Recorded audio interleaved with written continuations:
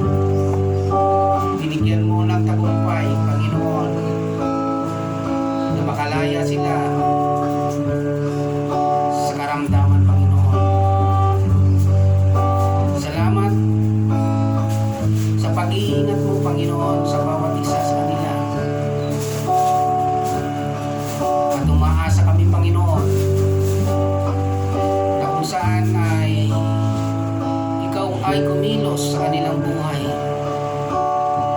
Maraming salamat o Diyos, sapagkat ang kagalingan ay pinagkaloob mo na sa kanila. At muli, Panginoon, sa hapong ito, maging si Brother Elmer, Panginoon, Suarez, Ikaw ang mag-iingat ng kanyang buhay. Sasamahan mo siya, Panginoon, sa paghayo upang ang lahat, Panginoon, na ipinagmuutos mo, Panginoon, ay magampanan niya ang buong katapatan sa kanyang buhay. Salamat, Panginoon, sa mga panibagong salita na ipagkakaloob mo sa kanya, na magagamit, Panginoon, upang ang iyong dakilang pangalan, ang iyong kabanalan, Panginoon, ay mabigyan ng karangalan sa pamamagitan ng buhay ni Brother Elmer, Panginoon. Maging, Panginoon, ang mga nasa ibang bansa, Panginoon, na sa ngayon ay nanonood, Panginoon, hayaan mo maging bukas ang kanilang isip at ang kanilang puso, Panginoon, sa pagtanggap ng iyong mga salita. Hayaan mo, Diyos, na sa kanilang buhay magpakahayag ka, Panginoon, upang ikaw ay kanilang makilala ng lubusan. Dakilang Diyos, salamat sa pagkilos at pagsama mo sa kanila. Alam ko, Panginoon, na hindi ka malilimitahan. Kahit nasa ibang bansa sila, Panginoon, kaya mo silang pagpalain, kaya mo silang iligtas. At salamat sa banal mong proteksyon, Panginoon, sa buhay ng bawat isa na nasa Saudi, Panginoon.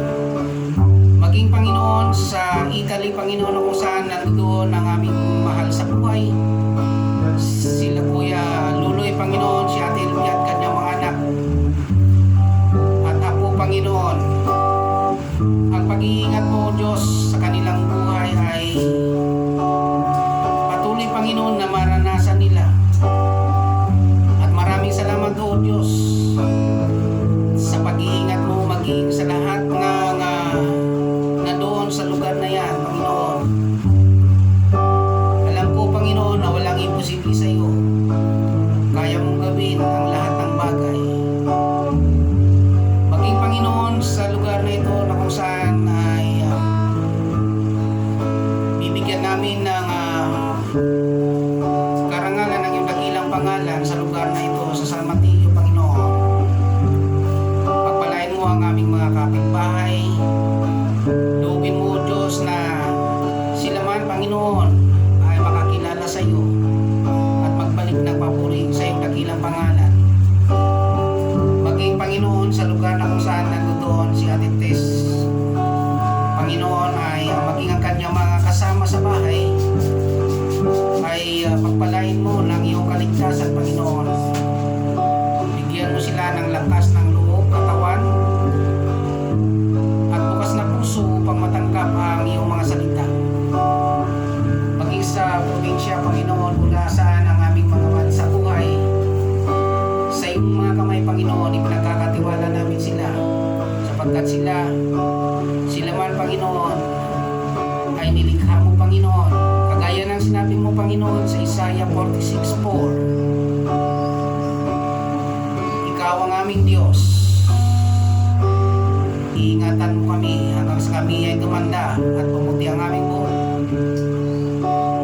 Ikaw ang lumikha sa amin, kaya tungkulin mo na kami ingatan, alagaan, pagpalain, kalingain, at iligtas. Dakilang Diyos, maraming salamat. At sa hapong ito, muli itataas namin ang iyong dakilang pangalan, sa pangalan ni Jesus. Amen. Hallelujah.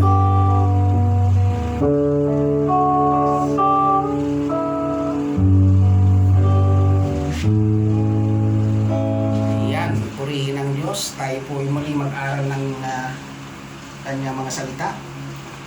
Makibukas po tayo sa aklat ng John chapter 19 verse 25 to the following verses. Sabi niya po doon ay Nakatayo sa tabi ng krus ni Jesus ang kanyang ina at ang kapatid nitong babae na si Maria, na asawa ni Cleopas, at si Maria Magdalena.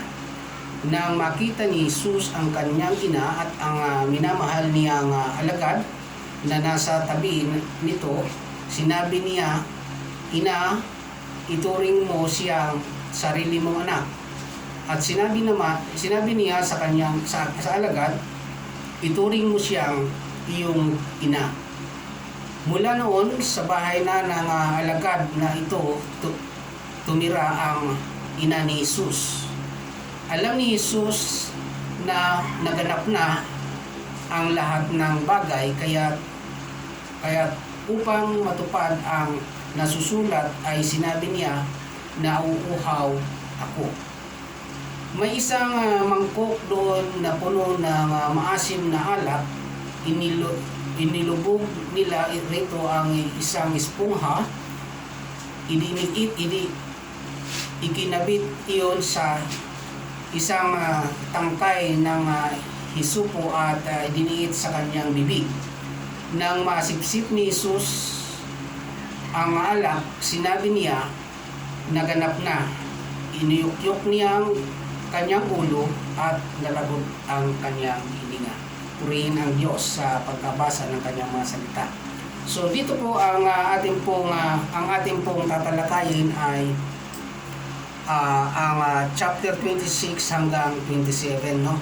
Na ang kabutihan ng Panginoon ay pinapakita po dyan na kung saan ay isang relation na kung saan ay nais ng Panginoon sa kanyang kalalagayan na siya ay nakabayubay sa krus, nais niyang mabuo, nais niyang i-connect. Kung papansinin po natin, ito po ay binabanggit dyan nang makita ni Jesus ang kanyang ina at ang minamahal niyang alagad na nasa tabi nito. Sinabi niya, "Ina, ituring mo siyang sarili mong anak." So makikita po natin dyan na mayroon pong nais ipakita sa atin ng Panginoon na kung saan ay maging maayos ang relasyon ng anak sa ina, ng anak sa ama, at ng anak ng ina sa anak. So pakikinggan po natin ang sinabi ng 27. Sabi niya doon, "At sinabi niya sa alagad, ituring mo siyang ina." So makikita po natin ang isang bagay na naisipakita ng Panginoon diyan, yung relationship ng tao sa tao ay kailangan pong maging maayos. Sabi nga diyan, ituring mo. Kaya nga po makikita po natin na kung saan doon po sa mga nahihirapan tayo, na kung saan ay para bagang napakahirap unawain, napakahirap tanggapin ng ating kapwa sa ating sarili, kasi wala po tayong pagturing na kung saan, sabi nga, kahit na yung matatanda nabibigyan pa ng hindi magandang salita, yung mga bata ay para bagang kung magsalita ay parang gano'n na lang. Kasi nga po, hindi nila itinuturing na siya ay kanyang ina, o ang ina o ang babae ay hindi itinuturing na anak ang mga nakakabata sa kanila. So papansinin po natin sa kalalagayan ng Panginoon na siya ay nakapako sa krus, ang inuuna pa niya hindi yung kanyang sarili, kundi inuuna niya ay ang relasyon ng tao ay maisaayos. Amen po ba? So kung papansinin po natin dito sa ating pong pinag-aaralan, mayroon po siyang sa 28 po sinabi rin dyan, alam ni Jesus na naganap na ang lahat ng bagay. So papansinin po natin dito sa pagkakataon nito, kung may imagine nyo po, kung iisipin nyo po, malapit na, ito na yung oras na kung saan magaganap na ng Panginoon yung pangako ng Diyos. Amen po ba? Sapagkat ang sabi diyan ay sabi ng Panginoon diyan ay naganap na ang lahat ng bagay. So makikita po natin na ang John, ang aklat po ng John ay isinulat po yan upang sabi nga doon ay isinulat po ang aklat ng John ang mabuting balita ayon kay John upang ipakilala si Jesus bilang walang hanggang salita ng Diyos na naging tao. Sinulat ang ebanghilyong ito upang ang mga mambabasa ay sumampalatayang si Jesus ang ipinangakong tagapagligtas, ang anak ng Diyos, at magkaroon ng buhay ang sinumang sumampalataya sa Kanya. So makikita po natin yung nais, yung saloobin ng nilalaman ng salita ng Diyos na ito, na kung saan po ay abutin ikaw at ako na nanonood ngayon at ako na nagsasalita ngayon, ang maisaayos, sapagkat sabi nga ay itong time na to, ito yung time na kung saan ay natapos na ng Panginoon yung kanyang ministeryo sa ibabaw ng mundong ito, na kung saan po sinabi nga po ng Panginoon dyan, bago po dumating dito sa 19, sa chapter 17, 11, kung papansinin po natin doon, balikan natin, no?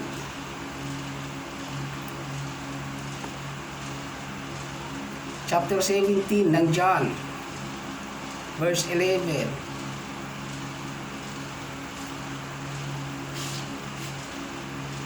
Yan. Tingnan po natin at tayo po ay pag-aralan po natin. Ang sinabi po doon, at ngayon ako'y pupunta na sa iyo, iiwan ko na ang sanlibutang ito, ngunit sila'y nasa sanlibutan pa.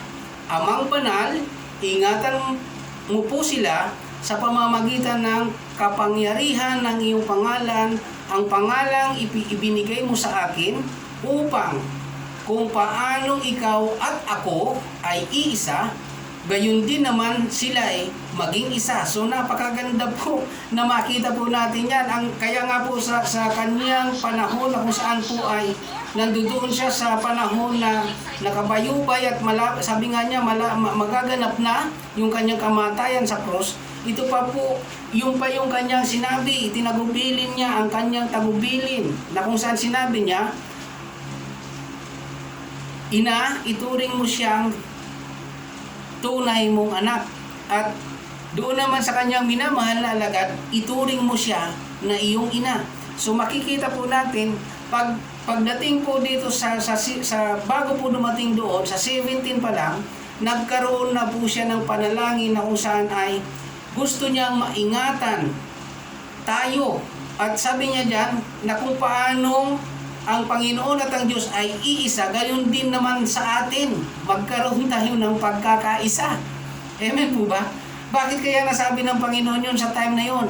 Alam niyo po, wala po kasing pagkakaisa, at alam ng Panginoon na hindi lamang sa panahon yun mangyayari yun, maging sa panahon po natin. Ngunit naniniwala po ako na kapag ang Panginoon ay kumilos sa ating buhay, magkakaroon po ng pagkakaisa. So ito po yung time na kailangan nating isaayos ang ating sarili, isaayos ang ating ginagawa at iniisip, maging sa pananalita po, ay maisaayos po natin, sapagkat ito po yung sinasabi ng Panginoon sa verse 12 ng 17. Sabi niya doon, habang kasama nila ako, iningatan ko sila, at sa pamamagitan ng kapangyarihan ng iyong pangalan, ang pangalang ibinigay mo sa akin, pinangalagaan ko sila at walang napahamak sa kanila maliban. Ito po yung kailangan po nating bigyan ng diin. Maliban sa taong humanap ng kanyang kapahamakan. So makikita po natin dyan na kung saan po ay mayroon talagang tao na kung saan ay niyayakap na ng Panginoon, niyayakap na ng Diyos, talagang nagpupumiglas. Bakit po? Kung papansinin po natin doon sa nakaraan natin pagtuturo, doon po sa although mayroon din po dyan sa chapter 19, dadaanan po natin mamaya. Dito po makikita natin, mayroon mga tao talaga na kung saan ay umahanap o sabihin na natin na hindi nila alam yung daan ng kaligtasan, kaya nagagawa nila yung mga bagay na kung saan ay magdudulot sa kanila ng kapahamakan. Yun po yun.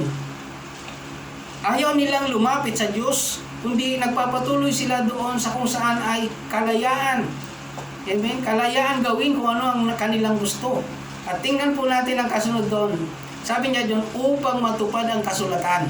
So meaning, talagang mayroon talagang nandoon sa area na yon na kung saan upang matupad ang kasulatan. Kung papansinin niyo po, ito yung nais ipakita ng Panginoon diyan, kaya tayo tinawag. Amen po ba?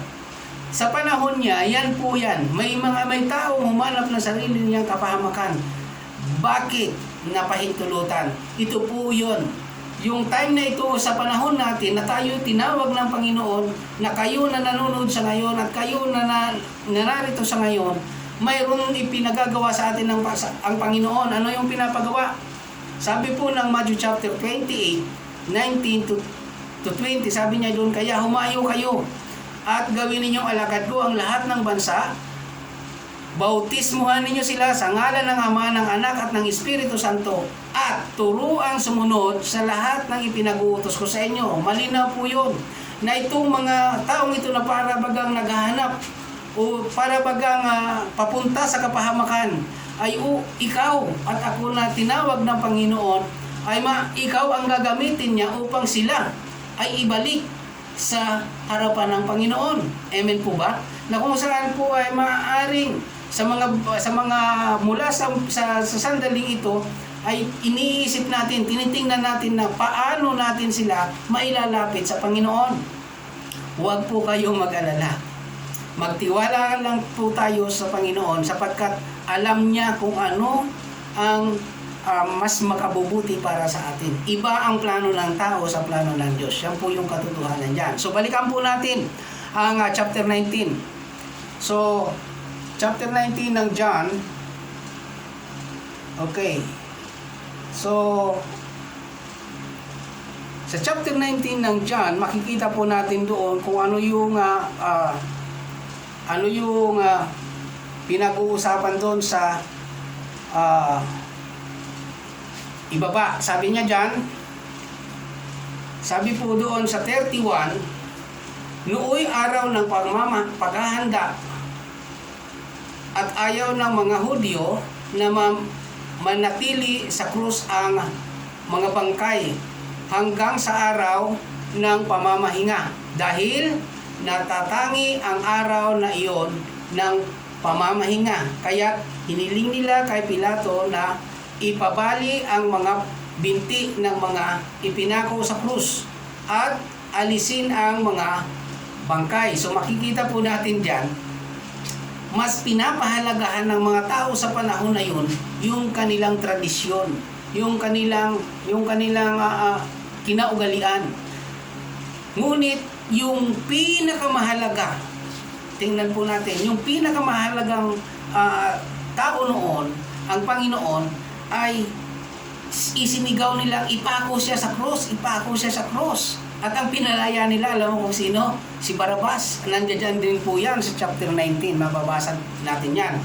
Kaya po mapapansin po natin na sa panahong ito sa atin, iminumungkahi ng salita ng Diyos para sa atin na makita natin yung bagay na noon nangyari at makita natin kung ano rin ang ginagawa natin sa ngayon.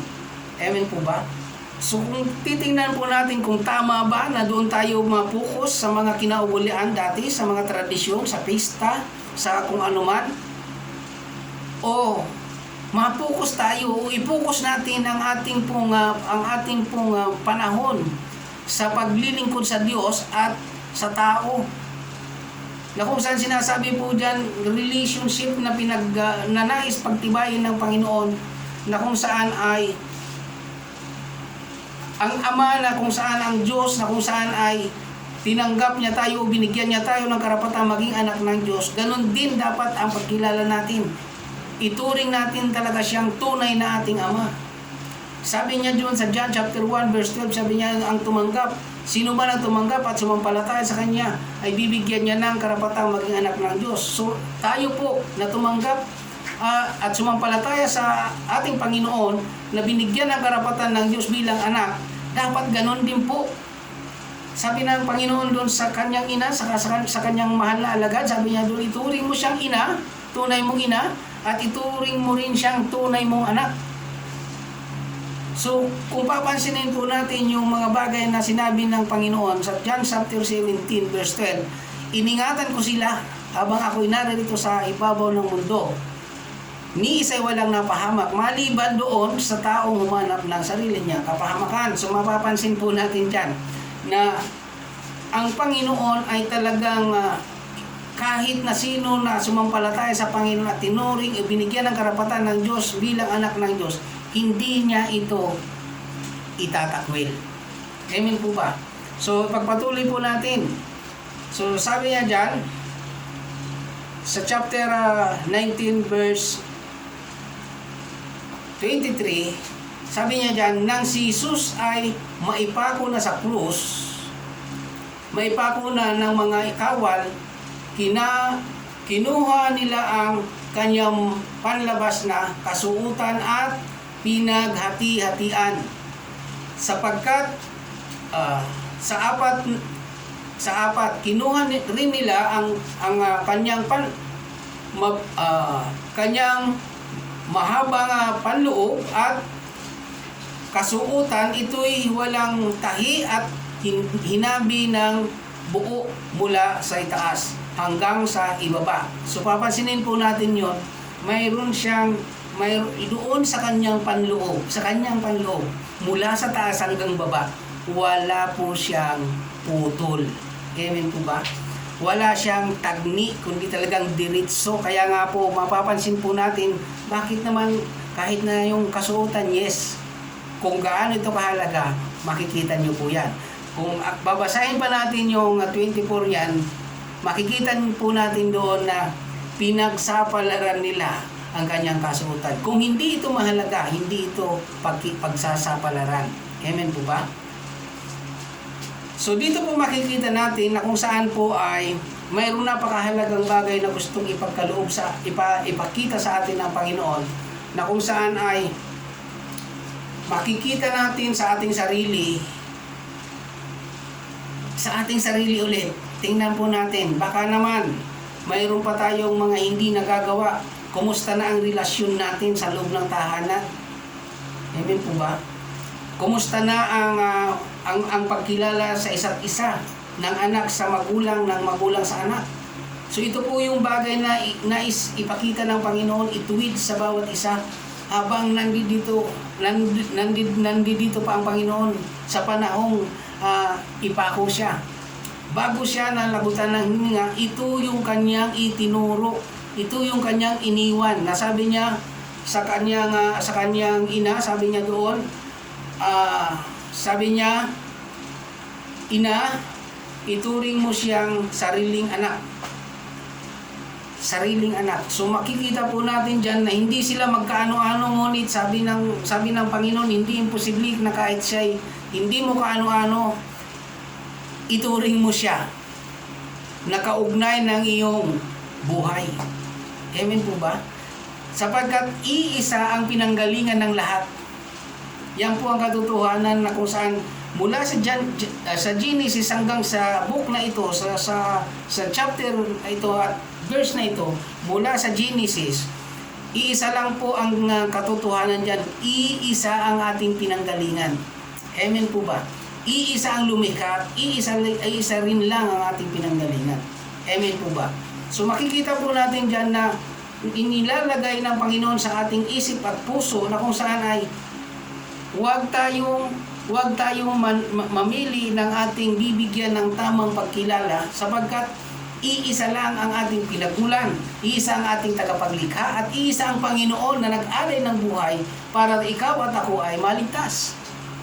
So malinaw po ang ipinapakita ng Panginoon dyan, na kung saan sabi pa ng 28, sinabi niya rin doon sa alagad niyang minamahal, na kung saan ay sinabi dyan, sa 27, sabi niya dyan, ituring mo siyang iyong ina. So makikita po natin dyan, hindi nga sila magkaano-ano, ngunit ginawa po yan ng ina ng Panginoon sa laman, na kung saan ay ginamit ng Diyos upang maging tao, sapagkat yun po yung kaparaanan ng Diyos para ang tao ay maligtas. Kaya sinabi niya po dyan, Sinabi niya po dyan sa kanyang alagad, ituring mo siyang tunay mong ina. At sabi niya doon, mula noon, sa bahay na ng alagad na ito, tumira ang ina ni Jesus. So papansinin po natin, yung relationship nila mula nung ipagkitin ng Panginoon yung mga salitang iyon, ginanap po yun, nangyari po yun sa kanilang dalawa. So sa bahay ng alagad na ito, tumira ang ina ni Jesus. So makikita po natin dyan, mayroon pong isang magandang pagbubuo ng relationship sa pamilya. Although sabi ko nga kanina, hindi sila magkaano-ano sapagkat ang alagad at ang ina ni Jesus ay hindi tunay na ina ng alagad at di rin tunay na anak ng ina ni Jesus ang alagad. Ngunit sabi niya, dahil sa sinabi ng Panginoon, ituring mo. Amen po ba? Ituring mo.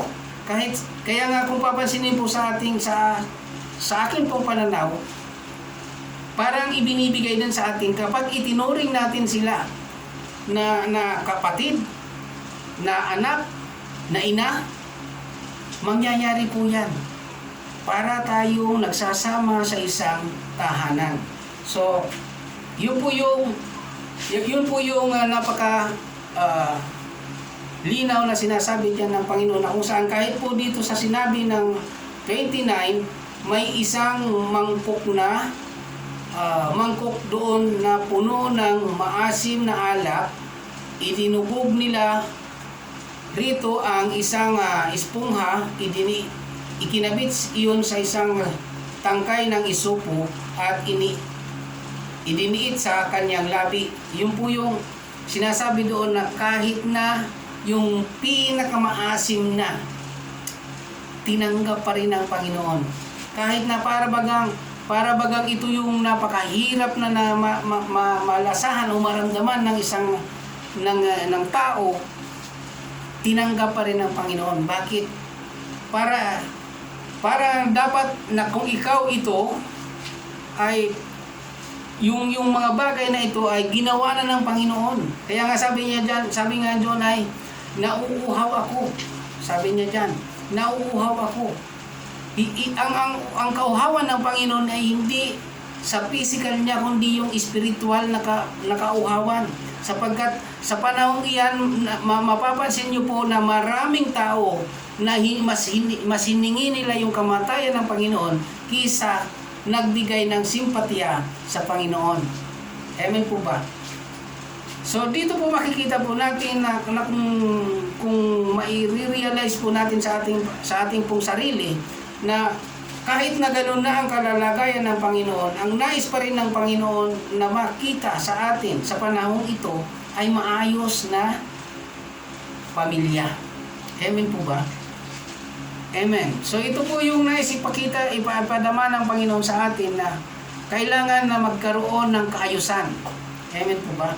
Maging sa pamilya, maging sa kapwa natin, dapat magkaroon tayo ng maayos na turingan. Amen po ba? So, sa hapon pong ito, nais pong iwanan sa atin ng Panginoon yung isang napakagandang mensahe na kung saan po ay pagsasaayos ng isang relasyon sa pamilya, sa kapwa, at sa Diyos, lalong-lalo na. Dahil dito po makikita natin, ang Diyos ginawa niya ang kanyang bahagi. Ano po yung bahagi ng Diyos? Ang sabi po niya diyan, isinulat ang aklat ng John para ipakita o ipakilala ang ating Panginoon na siya yung walang hanggang salita ng Diyos na nagkatawang tao. At na nagkatawang tao, siya yung ipinangako ng Diyos na magiging ating tagapagligtas. At kaya nga sabi niya, siya yung anak ng Diyos. Amen po ba? Siya yung nagbibigay ng buhay. Sinabi po ng John chapter 10 verse 28, siya ang nagbibigay ng buhay, kailanman hindi ito mapapahamak at hindi ito maaagaw ni numan sa kanyang mga kamay. So napakaganda po na makita po natin ang layunin ng Panginoon, kaya siya ipinako sa krus.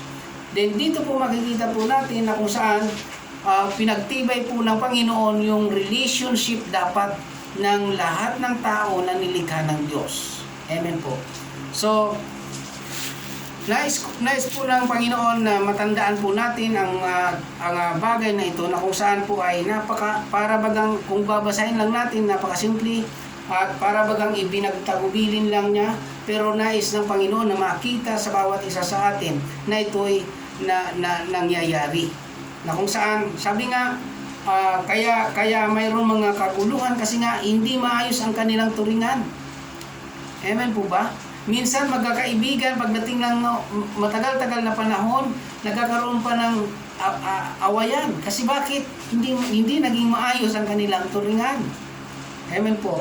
So sa hapong ito, loobin ng Panginoon na magkaroon at gabayan niya tayo, samahan niya tayo upang maging maayos ang ating turingan. Amen po ba? So muli po ay tayo po ay magpupuri sa Panginoon. At tayo po'y mananalangin din. Hallelujah.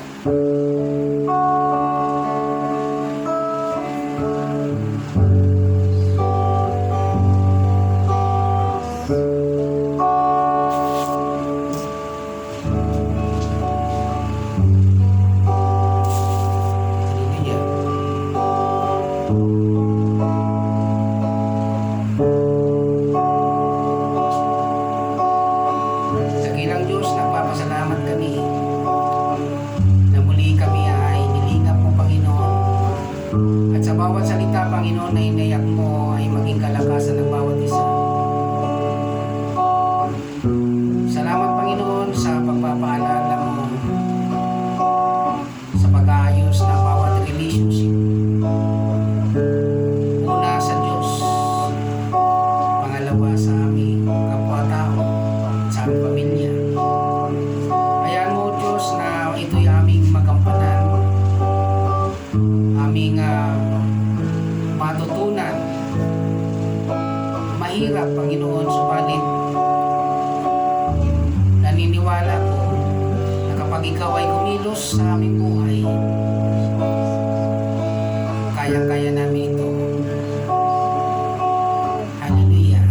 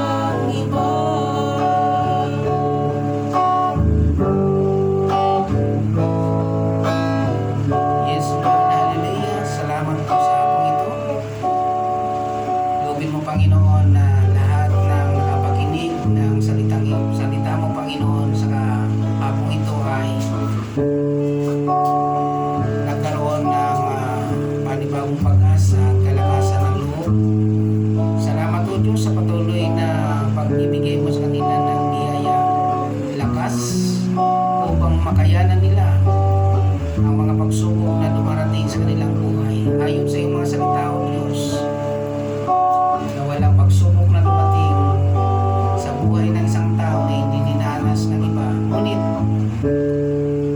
mabiyaya kang Diyos na sa pagdating ng pagsubok na yan, bibigyan mo sila ng sapat na lakas ng loob upang mapagtagumpayan nila ito.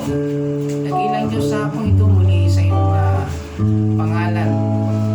Itinataas ka namin sa aming kalagitnaan. Ikaw ang mapapurihan, ikaw ang maparangalan sa pangalan ni Jesus. Amen. Hallelujah. Purihin ang Diyos. Magandang hapong muli. Ingatan kayo ng Panginoon. Pagpalain. Hallelujah.